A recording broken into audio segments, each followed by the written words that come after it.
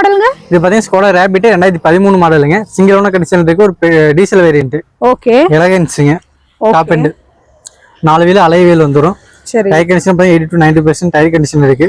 Okay. Body line பாத்தீங்கன்னா தெளிவா இருக்கு. நீட் அண்ட் க்ளீனா இருக்கும். ஓ சரி சரி. மைலேஜும் பாத்தீங்கன்னா உங்களுக்கு டீசல்னா 20 to 22 வரைக்கும் மைலேஜ் கிடைச்சிருங்க. ஓ சரி சரி. இன்டீரியர் நீட்டா மெயின்டைன் பண்ணி வச்சிருக்காங்க. சிங்கிள் ஓனர் கண்டிஷன் வச்சிருக்காங்க. ஓகே.